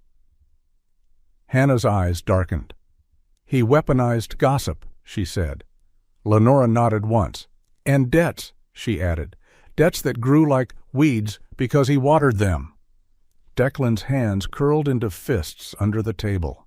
Bishop shifted closer and pressed his shoulder against Declan's shin, an anchor, a reminder not to drown in rage. Lenora sighed, and for a moment her sarcasm fell away completely. "I should have done more," she admitted. "But Wade doesn't just hurt you. He hurts everyone around you until you're alone. That's his talent." Declan swallowed hard. "Why tell us now?" Lenora's eyes flicked to Bishop again. "Because that dog walked in like a sermon," she said, half joking to keep the emotion from spilling. "And because I'm tired of pretending my town is only made of cowards. Re-hook." It happened when Declan stepped outside the diner afterward. The sky had turned the color of pale steel, and the first thin snowflakes began to fall. Delicate. Almost polite. Bishop froze on the sidewalk, ears snapping upright, head turning sharply toward Hannah's car. Declan followed the line of the dog's stare and saw it. An X carved into the passenger side window, shallow but intentional. The scratch white against the dark glass like a warning mark on a coffin. Hannah's breath caught, and for a second her boldness faltered. Not from fear of pain, but fear of what pain would cost the town if she backed down. Bishop moved to the car, nose close to the scratch, then lifted his head and stared down the street where Wade's world lived. The dog didn't bark. He simply stood there, rigid, like a guardian statue that had decided to be flesh. Declan felt something slide into place inside him, an old Marine clarity. The enemy had stopped pretending. And when an enemy stops pretending, you stop negotiating. "It's not just a threat," Hannah whispered. "It's a signature." Declan's voice was low. "It's him saying the town belongs to him." Bishop exhaled a single sharp breath, then nudged Hannah's hand with his nose, an odd, gentle gesture, as if the dog understood courage was a muscle that needed a small push. Hannah swallowed, steadied, and nodded once. "Okay," she said. "Then we publish the truth big enough that his signature becomes his confession." Back at Ruth's office, the evidence changed the air. Ruth didn't dramatize. She simply moved faster. Copies were made, stored in multiple places. She filed a civil action to challenge the transfer on grounds of coercion, fraud, and unconscionable terms, citing the documents Marion had hidden and the new shipping records found behind the false wall. At the same time, she prepared a packet for higher agencies, carefully because sending it too early could tip Wade off, but sending it too late could leave them burned out. "We're building a bridge while walking across it," Ruth said. "So no heroics. We do this clean." Declan wanted to ask if clean was possible in a town built on fear. Instead, he nodded. "What about the threat?" he asked. Ruth held up the anonymous note from earlier, then the photos of the carved X. "Intimidation pattern," she said. "And if they touch you again, we document again. Fear hates documentation. It thrives in the dark." Hannah stood by the window, camera strap wrapped around her wrist like a tether. "Someone followed me," she admitted. "I felt it, like headlights that don't pass." Her voice tightened, then steadied. "But I'm not stopping." Declan looked at Bishop, who sat between them all, calm as a sentry. "You shouldn't be alone," Declan said to Hannah. It came out softer than he expected. Hannah's mouth quirked. "Don't worry," she said. "Your dog has adopted me as a secondary mission." Bishop's ears flicked, as if offended by the understatement. Declan felt the story shifting again, away from a single stolen house and toward a town waking up to its own bruises. Marion's hidden money hadn't been an escape route. It had been fuel, not for revenge, but for something harder, justice with staying power. That night, Declan parked his truck where he could see the house from a distance, the boarded windows, the sign, the scars in the yard. Snow fell lightly, turning ugliness into something almost bearable. Bishop sat in the passenger seat, watching the dark with patient intensity. Declan rested a hand on the dog's back and whispered, more to himself than to Bishop, "This isn't just about taking back a building." Bishop didn't look away from the night. His amber eyes held steady, as if he were listening to a deeper frequency, the heartbeat of the town, the footsteps of liars, the soft, stubborn hope of those who were tired of swallowing fear. Declan understood then. Wade had stolen Marion's home to hide his own empire's rot. But Bishop had turned that hiding place into a map. And maps, once drawn, don't stop being true just because someone threatens to burn the paper. The first snow of the evening fell like soft ash over Cedar Falls, turning street lights into halos and making the whole town look innocent on purpose. Declan Cross watched the flakes drift past his windshield from the parking lot across from Ruth Calder's office. Jaw set, hands resting on the steering wheel as if it were a rifle he no longer carried. 55, tall and broad, clean-shaven with a hard, masculine face and a strong chin, Declan's dark brown undercut was still tidy. Habit, discipline, the last clean line in a life full of jagged edges. His blue-gray eyes had that quiet, far-away weight, the look of someone who'd left the battlefield but never fully convinced his nervous system to believe it. He wore his Marpat uniform like a vow, thick fabric, sleeves buttoned, collar high against the cold, desert combat boots planted firm. In the passenger seat, Bishop sat with the stillness of a sentry carved from living muscle. A large male German shepherd, black and tan coat darker along the back, ears upright, amber eyes watchful, chest broad, left front paw carrying a slight limp that never softened his authority. The old scorched canine harness was not on him tonight, but its memory clung to Declan's mind like a bruise you could touch through cloth. Ruth's office lights were on. Inside, Ruth worked like a woman who believed paperwork could be a weapon if sharpened properly. Hair pinned back tight, shoulders squared, movements spare and decisive. Hannah Pike was there too, perched on a chair with her camera bag on her lap, as if it were a sleeping animal that might bolt. Hannah's ponytail was messy now, her eyes bloodshot from the kind of exhaustion that comes when fear tries to barter with your courage. Oscar Nystrom had insisted on coming despite every sensible argument. He was old, stubborn, and built like a compact oak, with hands that smelled permanently of sawdust and iron. He sat with a mug of coffee, muttering about idiots who use fire as punctuation, as if arson were simply poor grammar. Ruth placed a sealed envelope into a locked metal drawer and turned to Declan. "The originals are photographed. The ledger is copied. The audio is duplicated. Chain of custody notes are signed," she said, voice steady as a metronome. "If anything happens tonight, the story survives." Declan exhaled slowly. His throat felt tight, not from cold, but from the strange grief of realizing his mother had prepared for this kind of night long before he returned. "Wade won't stop," Declan said. Ruth didn't argue. She only nodded, because some truths don't need debate, only preparation. Hannah leaned forward. "I got a message," she said. "Anonymous, no number, just a photo." She turned her phone so they could see a close shot of the boarded-up house, Declan's house, taken from an angle too intimate to be a stranger's guess. Beneath it, 2 words, "You're next." Oscar snorted a laugh that sounded like a rusty hinge. "Next for what?" he said. "A pie contest? A knitting club?" His humor was dark, the kind you throw into a room like a flare to keep everyone from freezing inside their own fear. Declan almost smiled, the corner of his mouth twitching with an old Marine's appreciation for stubbornness. Then Bishop rose in the passenger seat. Not with panic. Bishop didn't do panic. He rose with sudden precision, ears angled toward the night, nose lifting. A low sound rumbled in his chest, not a growl of rage, but a warning note, like a bell struck once. Declan's body reacted before his mind could interpret. He followed Bishop's gaze through the windshield toward the edge of town, where the house sat among trees like a wounded animal.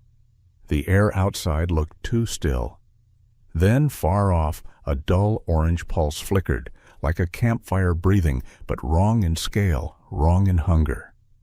A second later, The wind carried the faint scent, smoke, sharp and bitter, threaded with the chemical sting of accelerant. Declan's stomach dropped. "That's not a fireplace," Hannah whispered. Ruth's voice stayed calm, but her eyes sharpened. "They're burning the warehouse," she said. Declan didn't hesitate. His door was already open. "Call it in," he said to Ruth, then glanced at Hannah. "Stay with her." Hannah's chin lifted. "Like hell," she said, grabbing her camera. Ruth's gaze pinned her. "You can record later," Ruth said. "If you're dead, you can't publish anything." Hannah swore under her breath, furious, scared, alive, and nodded once. Oscar stood, despite the protest in his knees, and Declan's eyes narrowed. "No," Declan said. Oscar's mouth twisted. "I'm not dying in my recliner," he snapped. "If I'm going to meet my maker, I'd prefer it in a place I'm mad at." Declan wanted to argue, but Bishop was already moving, front paws on the dashboard, as if the dog had decided this was a mission, and Declan was merely the human vehicle. Declan drove. Tires hissed over thin snow. The town lights fell behind them, and the orange glow ahead grew brighter until it painted the trees in the color of old rage. When they arrived, the house looked like a myth gone wrong. Flames licking the boarded windows, black smoke rolling out in thick, choking waves, the warehouse keep out sign already curling at the edges like burned paper. Heat hit Declan's face the moment he stepped out, and in that heat he felt something ugly and intimate. Wade's intent, not just to erase evidence, but to erase memory, to burn Marion's footprint out of the world. Oscar coughed and spat into the snow. "Smells like cheap gasoline," he rasped. "Wade's taste is consistent, I'll give him that." Declan grabbed a wool blanket from the truck, wrapped it around Oscar's shoulders with a soldier's efficiency. Bishop moved first, circling the perimeter, nose sweeping low, then lifting to catch the currents. His amber eyes flashed in the firelight, and for a moment he looked like the guardian in an old northern tale, the dog that stands between a home and the wolves.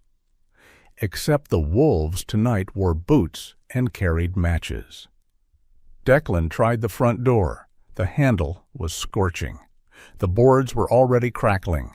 He backed away, scanning for a side entry. Bishop dashed to the left, paws crunching over snow, then stopped at the back corner of the house where the old kitchen door used to be. Bishop barked once, sharp, directive, then pawed at a section of wall half hidden behind stacked pallets. Declan saw it, a narrow gap where the plywood paneling didn't reach fully to the ground. Smoke was thinner there, drawn upward by heat. A root. "Good boy," Declan muttered, though his voice was tight, not celebratory. He dropped to one knee, ignoring the ache in his injured leg, and began pulling pallets away. Oscar, coughing and cursing, helped with stiff hands. The wood was warm, but not yet aflame. Bishop barked again, then darted forward into the gap, disappearing into shadow for half a second before reappearing, tail stiff, eyes fixed on Declan. "Come, now." Declan shoved his shoulders through. Heat wrapped him like a fist. Inside, the air was thick, the kind that clawed at lungs and made vision tremble. Smoke rolled across the ceiling, and the old corridors between crates looked like a maze built by someone who hated you. Declan kept low. His training snapped into place, old instincts waking like dogs from sleep. He found Oscar's sleeve and yanked him down. "Stay low," Declan ordered. Oscar wheezed. "I'm low," he coughed. "I'm practically underground." Bishop moved ahead, barking in short beats, not frantic, but patterned, as if counting steps through danger. He led them through a narrow aisle, where smoke was thinner, then paused at a fallen crate that blocked their path. Bishop shoved at it with his shoulder, muscles bunching. Declan joined, pushing with all his weight until it scraped aside. They passed through, and Declan's eyes stung, throat burning. In the haze, Declan saw something that made his heart slam. A dark shape slumped near the false wall area. Another person, Not Wade, not one of his obvious men. Someone smaller, thinner, curled like a question mark in the smoke. "There's someone here," Declan rasped. Oscar's eyes widened, fear and anger tangled together. Bishop sprinted to the figure, sniffed, then whined, a sound that cut through the crackling fire like a needle. Declan reached the body and grabbed the collar of a jacket, hauling the person upward. It was a young man, late 20s or early 30s, face pale beneath soot, hair dark and damp with sweat, eyes half open and terrified. His cheekbones were sharp, his mouth trembling as he tried to speak. He wore a cheap work hoodie under a thin coat, the kind of outfit that said he didn't belong in anyone's inner circle. "I didn't mean," he choked, coughing violently. "He made me." Declan didn't waste time interrogating. He hooked an arm under the man's shoulders and dragged him forward. Bishop stayed at Declan's knee, positioning himself between Declan and the thickest smoke as if the dog could physically block poison with loyalty. Oscar stumbled behind them, muttering, "I told you, idiots, always with the fire." The ceiling groaned. A beam cracked somewhere overhead with a sound like thunder split into splinters. Declan's injured leg screamed when he shifted weight, but he didn't slow. The exit Bishop had found was still there, still breathing air. Declan shoved the young man through first, then Oscar. Bishop jumped out last, landing in snow and immediately turning back, eyes searching Declan's face to confirm the human was still alive. Declan crawled out and collapsed onto the snow, chest heaving, lungs raw. The cold hit him like mercy. The young man lay on his side, coughing, shaking. Oscar sat up, and even in the chaos managed a hoarse laugh. "I'm old," he rasped, eyes watering from smoke. "Stop trying to make me a hero." Declan barked a short laugh despite himself, half disbelief, half relief. The sound came out rough, like a man who hadn't practiced joy in a long time. Sirens wailed in the distance, growing louder. Hannah arrived at the edge of the scene as fire trucks rolled in, camera raised, eyes wide with horror and resolve. Ruth came too, stepping out of a car with the controlled posture of someone walking into a courtroom made of flame. She took one look at Declan's soot-streaked face, then at Bishop, whose coat was dusted with ash like black snow, and Ruth's voice softened for the first time all night. "You got out," she said. Declan nodded, then glanced down at Bishop. The dog's amber eyes met his, steady and bright, as if to say, "The truth isn't trapped in wood anymore." The firefighters surged forward, water hissing as it met heat. The flames fought, but even fire had to answer to enough force. Declan watched the warehouse burn and felt grief rise, grief for Marion, for the home that had been defiled, for the years he couldn't get back. Yet beneath it, something else, a hard, clean certainty. Wade had tried to erase the story by burning its pages, not knowing the story had already been copied into safer hands. And now, with the fire visible to the whole town, secrecy cracked like glass. Ruth knelt beside the soot-streaked young man, her voice calm. "Name," she said. The man's eyes fluttered. "Evan," he whispered. "Evan Rourke. He said if I didn't do it, he'd ruin my mom. He owns my debt." Ruth's jaw tightened. "Tell me who gave you the gas," she said, not cruel, not kind, simply precise. Evan swallowed, tears mixing with soot. "Wade's driver," he croaked. "A man with a ring, a bull's head. He said the town would forget by morning." Declan's hands trembled, not from cold now, but from the violent urge to drive his fist into Wade's velvet smile. Bishop pressed his head against Declan's thigh, anchoring him again, reminding him that rage could be steered into something sharper than violence, testimony. The next hours moved like a tide. Fire crews contained the blaze. Police took statements. Ruth handed over her documented copies, shipping logs, ledger photos, audio duplicates, chain of custody notes, each item boring on the surface, lethal in court. A state investigator arrived before midnight, face drawn, suit coat too thin for the cold, eyes already calculating. And behind him came a pair of federal agents, their presence quiet but unmistakable. Wade's world, built on small-town silence, had finally gotten big enough to attract bigger teeth. By dawn, the town woke up to blackened timbers and the smell of wet ash. The warehouse "Keep Out" sign lay twisted in slush. Declan stood at the edge of the property, watching steam rise where water cooled the ruins. Bishop sat beside him, posture dignified, as if guarding a grave. In the distance, Wade Kessler was led out of a cruiser in handcuffs, his polished smile gone, his face pinched into something smaller and meaner. For the first time, his eyes looked like a man realizing the town's silence had turned on him. Declan didn't cheer. He didn't gloat. He simply stared, because victory didn't feel like fireworks. It felt like a long exhale after years underwater. Declan's throat tightened as he turned away from Wade and looked toward the charred outline of the kitchen, the place Marion had hidden light under wood. He could almost imagine her there, hands on hips, scolding him for coming home late, then softening because she always softened.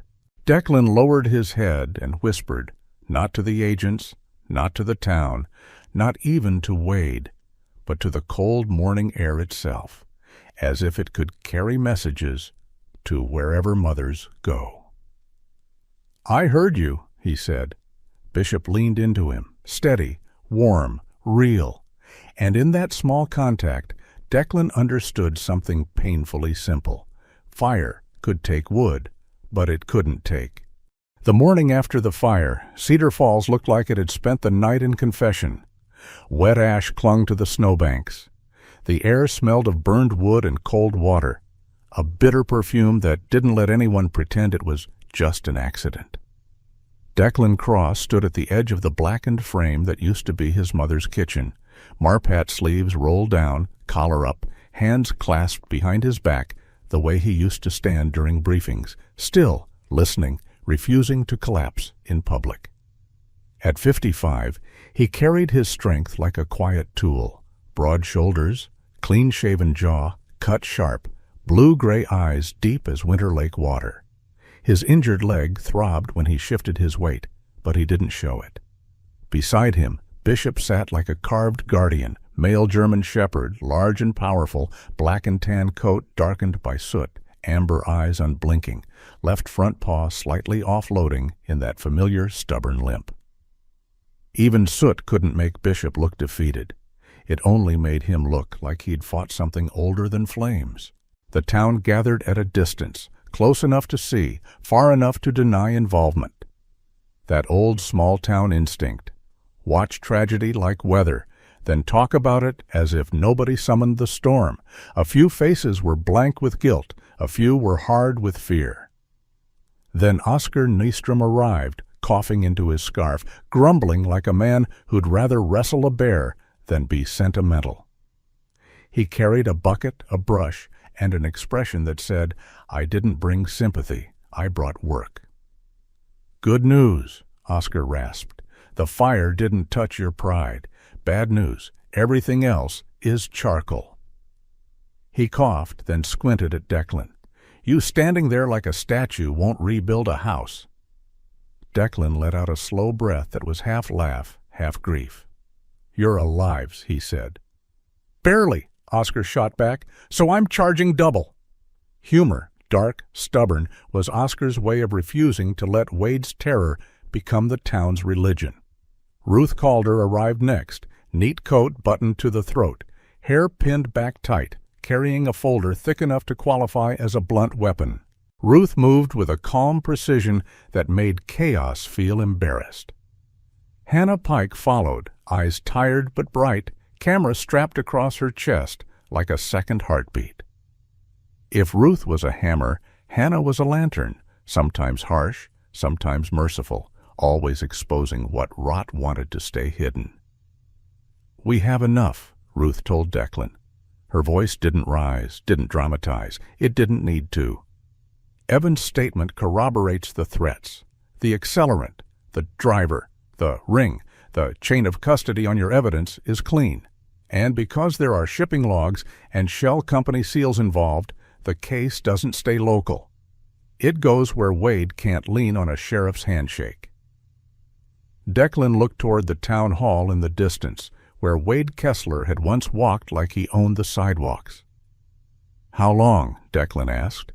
Ruth's eyes softened a fraction. "Long enough to test your patience," she said. "Not long enough to let him disappear." Bishop lifted his head at the sound of Ruth's voice, then looked back at Declan as if to measure the lie in time itself.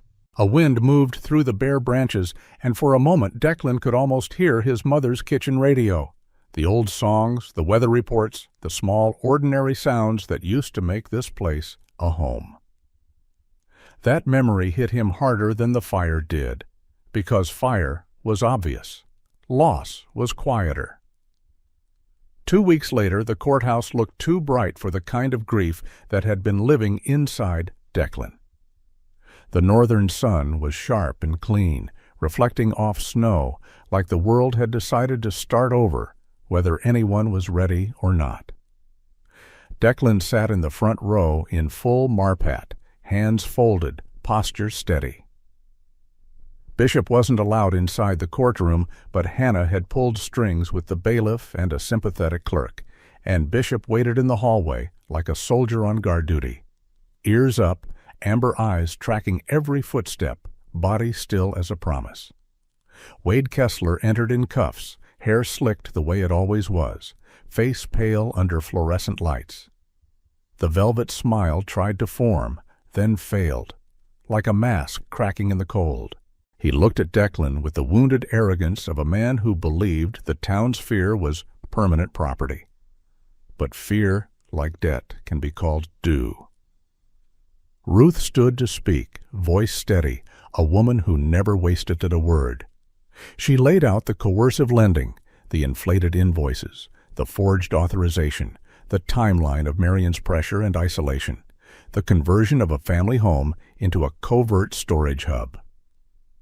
She spoke of evidence not like a story, but like stones placed carefully in a river, so the judge could cross without slipping into Wade's excuses.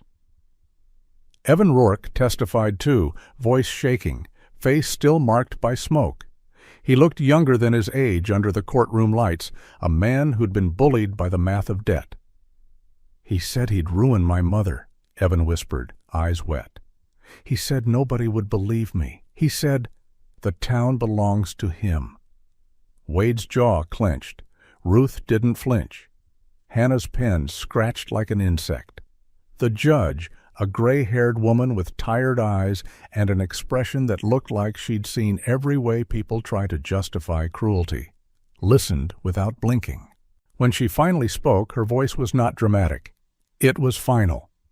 "The deed transfer is void," she said. "Fraud, coercion, and undue influence are evident. Restitution is ordered. The property returns to Mr. Cross." Declan didn't move at first. He just sat there, stunned by the simplicity of justice when it finally arrives. He'd spent 15 years in places where outcomes were decided by force and luck. Here, a gavel did it, a wooden sound, a small thunder. Outside the courtroom, Bishop saw Declan's face and stood before Declan even reached him. The German shepherd pressed his broad head into Declan's thigh, right where the injured leg ached, like the dog could brace the fracture lines inside a man's soul. Declan's breath caught. He rested a hand on Bishop's neck, fingers sinking into thick fur, still faintly scented of smoke.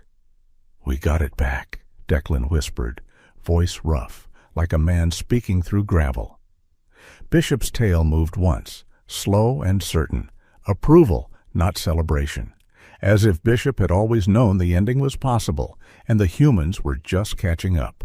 And then the town, awkward, clumsy, human, began to change. Not with grand speeches, not with tearful apologies on the courthouse steps. Cedar Falls didn't know how to do poetry out loud. It did chores. A week after the ruling, someone painted over the warehouse keep out sign with fresh white boards. A woman Declan barely recognized showed up with a casserole that tasted like guilt and onions. Two teenagers, hands shoved into jacket pockets, cheeks red from cold, offered to haul debris for community service, but stayed even after the hours were done. Oscar arrived daily, complaining the whole time as he fixed a warped beam. "Don't look at me like that," he'd bark when Declan tried to thank him. "If I stop grumbling, I'll die." Hannah photographed it all, hands lifting charred boards, neighbors carrying buckets, Bishop watching like a foreman with fur. Her articles didn't just name Wade, they named the silence that had protected him, and the silence under daylight began to look shameful rather than safe. Declan faced the money next. The $500,000 Marion had hidden under the kitchen floor now felt heavier than any duffel he had carried in the Marines. He could have used it like a rope to climb out of town and never look back. He could have bought distance, but Marion hadn't saved it for escape. She'd saved it for standing. Ruth met him at her office, spread papers across the desk like maps. "You can rebuild the house," Ruth said. "You can also build something that makes it harder for another Wade to grow." Declan stared at the forms. He saw his mother's careful handwriting in his mind, runny in places, determined in others. He thought of the town's old fear, how it had starved people into obedience. Then he looked at Bishop, who lay on the office floor with his head on his paws, eyes half closed, still alert enough to notice every shift in tone. A retired working dog. A creature trained for danger, now trained for truth. Declan made his choice. Northlight Haven began small, the way all good things begin, like a match struck against wet wood, refusing to quit. Declan used a portion of the money to stabilize the house and pay legal costs, but he set aside the rest as seed, not trophy. With Ruth's structure and Hannah's public pressure, Northlight Haven became a program with 2 doors, one for veterans who came home carrying invisible shrapnel, and one for dogs, retired canines, abandoned animals, the broken and mislabeled. It wasn't a shelter with sad cages. It was a place with quiet rooms, training yards, and a rule Declan wrote in thick black marker on the first day: "No one gets thrown away." Oscar read it, snorted. "Soften," he said, then immediately built a sturdier gate as if softness deserved reinforcement. Bishop became the symbol, not because Declan wanted a mascot, but because towns understand stories better than spreadsheets. Bishop was the dog who smelled danger when everyone else practiced denial. The dog who didn't bite blindly, who blocked and warned and guided, instinct disciplined into mercy. Women at the grocery store started calling Bishop the sheriff with fur, and Bishop tolerated it with the patience of a creature who had bigger responsibilities. Declan planted a small shrub by the porch when the ground finally softened. Something hardy, not ornamental, the kind of plant that survives wind and doesn't ask permission to bloom. He dug with careful pressure on his injured leg. Bishop sat nearby, watching the hole as if it mattered. Declan pressed soil around the roots and felt something shift in him. Small, but real. Staying wasn't just a legal outcome. Staying was a choice made daily, like rehabilitation. That evening, Declan walked down to the lake with Bishop at his side. The northern light stretched long across the water, making the cold surface look almost warm. The town behind them was quiet, not the old fearful quiet, but the new kind, the kind that happens after truth has been spoken, and people are still learning how to live without lies. Declan stopped at the dock and let the wind hit his face. "I'm home," he said, not to the lake, not to the town, but to the empty space where Marion's presence still hovered. His voice softened. And this time, the house came home too. Bishop leaned against his leg, solid, warm, real. A laugh escaped Declan, small and surprised, as if it had been hiding for years. "You know," Declan murmured, glancing down at the dog, "for a guy with a limp, you're the best compass I've ever had." Bishop's amber eyes blinked slowly, the closest thing a dog has to humor. The world didn't turn into a miracle overnight. The burned wood still needed replacing. The town still had scars. Declan still woke some nights with his heart racing, sure he smelled smoke. But the next morning there would be light on the lake, and work to do, and a German shepherd who sat up the moment Declan breathed wrong, ready to guide him back to the present. And that, Declan realized, was what justice was supposed to protect. Not perfection, but the chance to rebuild in daylight. In the weeks that followed, packages arrived at Northlight Haven, donations, old blankets, leashes, a few checks with no return address. Declan didn't chase gratitude. He just kept building. Then one afternoon, a small parcel appeared on the porch with no sender listed. Plain brown paper, no note. Bishop sniffed it once, then sat, ears forward, as if waiting for Declan to decide whether the past was finished speaking. Declan opened it carefully. Inside was an old photograph. Marion in her younger years, smiling beside a man Declan didn't recognize. Tall, narrow-faced, wearing a work jacket with a patch on the chest. They stood near the lake, arm in arm, sunlight bright behind them. Declan's throat tightened. Bishop's nose touched the photo gently, reverent as a prayer. Declan stared at the stranger's face, and the story, this story, quietly opened a new door without saying a word.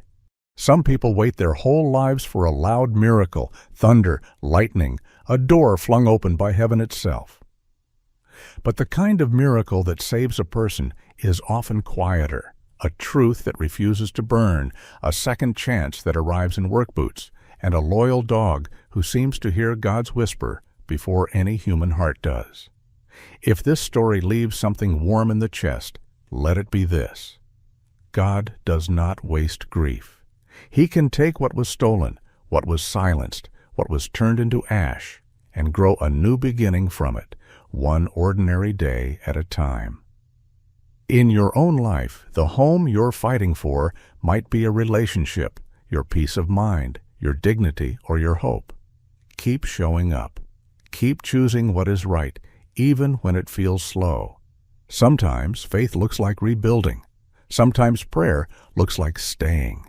If this story touched you, share it with someone who needs a little light today. Comment below and tell where you're watching from and what you're rebuilding in your life right now. And if you want more stories of loyalty, justice, and second chances, subscribe to the channel and stay with this family. May God bless you and your home, steady your heart in hard seasons, and guide you toward the kind of peace that cannot be taken.